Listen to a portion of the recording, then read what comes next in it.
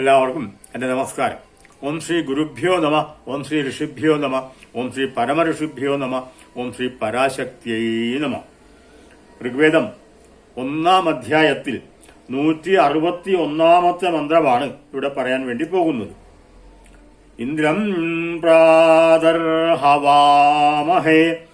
ഇന്ദ്രം പ്രയത്യധ്വരേ ഇന്ദ്രം സോമസ്യ പീതയേ. ഇതാണ് മന്ത്രം.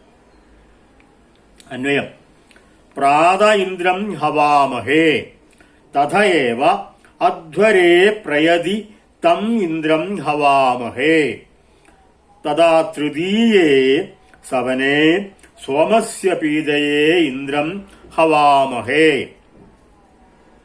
പ്രാത ഇന്ദ്രം ഹവാമഹേ. പ്രാതസവനത്തിനായിക്കൊണ്ട് ഇന്ദ്രനെ ആഹ്വാനം ചെയ്യുന്നു.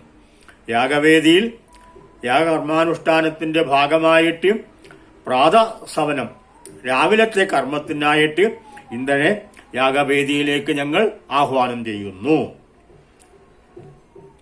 അധ്വരേ പ്രയതി മാധ്യന്തീന സവനെ പ്രഗച്ഛതി.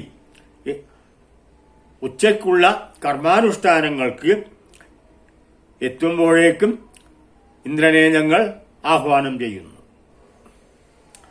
സോമസ്യ പീതയെ. എന്തിനാണ്? സോമരസം പാനം ചെയ്യാനായിട്ട് തൃതീയ സവനെ, സായം സവനത്തിനും ആഹ്വയാമ. ഇന്ദ്രനെ ഞങ്ങൾ യാഗവേദിയിലേക്ക് ആഹ്വാനം ചെയ്യുന്നു.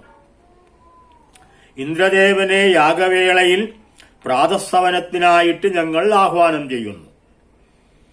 ഉച്ചക്കുള്ള കർമ്മമായ മാധ്യന്തീന സവനത്തിനായിട്ട് വീണ്ടും ഇന്ദ്രനെ ഞങ്ങൾ ആഹ്വാനം ചെയ്യുന്നു. അതിനുശേഷം 3-ാമത്തെ സവനമായിട്ടുള്ള സായം സവനത്തിനായിട്ട്, സന്ധ്യക്കുള്ള കർമ്മത്തിനായിട്ട് ഇന്ദ്രനെ ഞങ്ങൾ ആഹ്വാനം ചെയ്യുന്നു. പ്രത്യേകമായി സോമരസം പാനം ചെയ്യാനായിട്ടാണ് ഇന്ദ്രനെ യാഗവേദിയിലേക്ക് ആഹ്വാനം ചെയ്യുന്നത്. 3 നേരങ്ങളിലുമുള്ള 3 സവനങ്ങളിലുമുള്ള യാഗകർമാനുഷ്ഠാനങ്ങളിലും സന്നിഹിതനായിട്ട് സോമരസം പാനം ചെയ്ത് സന്തോഷവാനായിട്ട് ഞങ്ങൾക്ക് ആവശ്യമായിട്ടുള്ള അനുഗ്രഹങ്ങൾ നൽകാൻ ഞങ്ങൾ ഇന്ദ്രദേവനോടായിട്ട് പ്രാർത്ഥിക്കുന്നു എന്നാണ് ഋത്വിക്കുകൾ ഈ മന്ത്രത്തിലൂടെ നമ്മോട് ആഹ്വാനം ചെയ്യുന്നത്. ഈ രംഗം ഇവിടെ അവസാനിക്കുന്നു. വീണ്ടും കാണാം. നമസ്കാരം.